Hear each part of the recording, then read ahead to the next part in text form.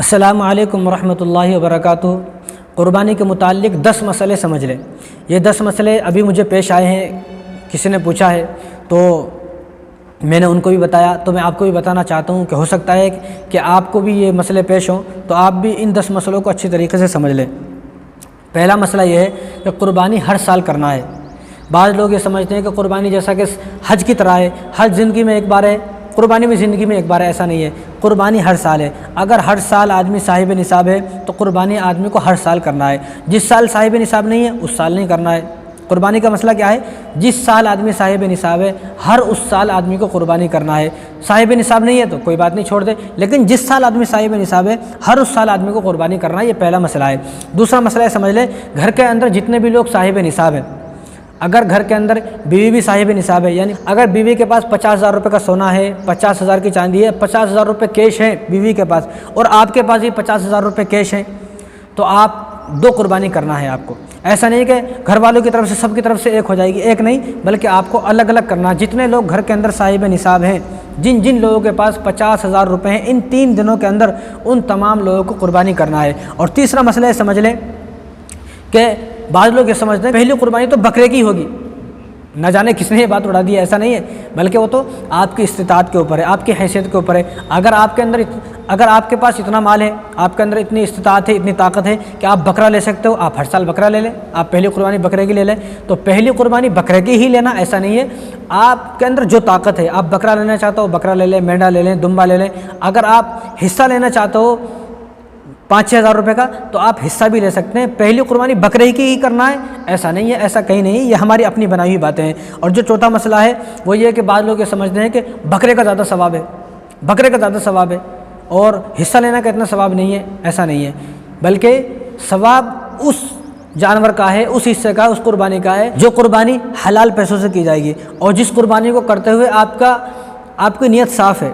آپ تقوی سے جو قربانی کرو گے، چاہے وہ بکرے کی ہو، چاہے مینڈے کی ہو، دمبے کی ہو، اونٹ کی ہو، بیل کی ہو، بھینس کی ہو، اور چاہے وہ آپ ایک حصہ لے رہے ہو، کچھ بھی، لیکن آپ کا تقوی دیکھا جائے گا۔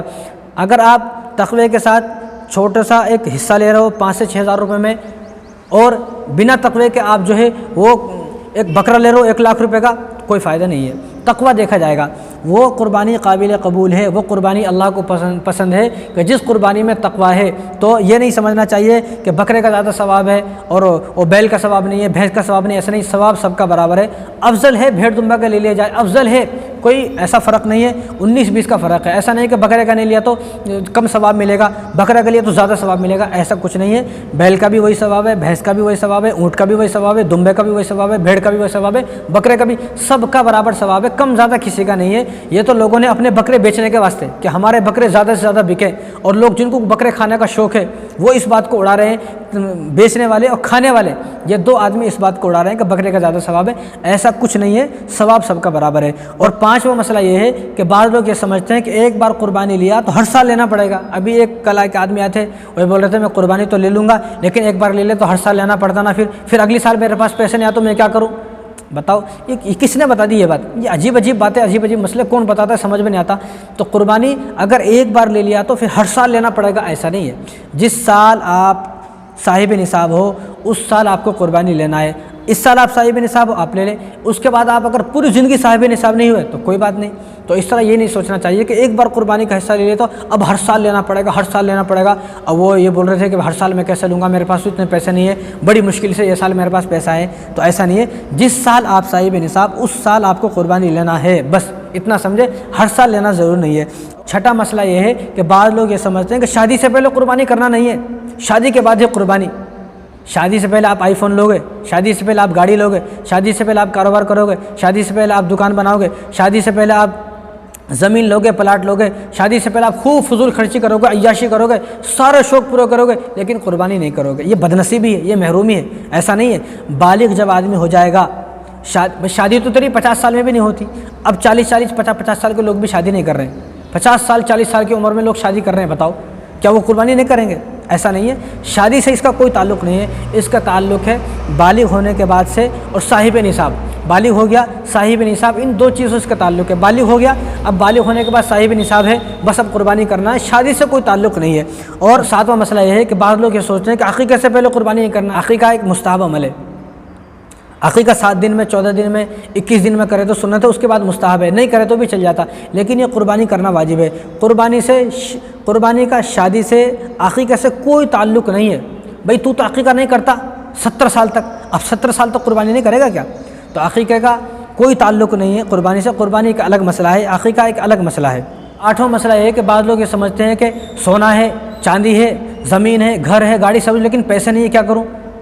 تو ایسے آدمی کو کہا جائے گا کہ یہ جو سونا ہے یہ سونا بیچو، یہ جو چاندی ہے چاندی بیچو، قرض لو، کیونکہ آپ صاحب نصاب ہو چکے ہو۔ اگر آپ صاحب نصاب ہو، آپ کے پاس سونا ہے 1 لاکھ کا، لیکن آپ کے پاس پیسے نہیں ہے، لیکن چاندی بھی ہے، گھر بھی ہے، پلاٹ بھی ہے، سب ہے، لیکن پیسے نہیں ہے، تو ایسا آدمی کو کیا کہا جائے گا؟ ایسا آدمی کو یہ کہا جائے گا قرض لے کر قربانی کر، کیونکہ یہ صاحب نصاب ہے۔ تو بہت سارے ہمارے بھائی اور بہت ساری خواتین ایسی ہیں جن کا کہنا ہے کہ سونا تو ہے، گلے میں سونا ہے، ہاتھوں میں کنگن ہے، پیروں میں چاندی کی پازیب ہیں اور سب کچھ ہے، لیکن پیسے نہیں ہے۔ ایسے مسلمان کو چاہیے کہ وہ قرض لے کر قربانی کرے گا، قرض وہ قرض لے گا، اگر پیسے نہیں ہے تو یہ سونا بیچ، چاندی بیچ، اس میں سے کوئی چیز بیچ، قربانی کرنا پڑے گا، کیونکہ آدمی صاحب نصاب ہے۔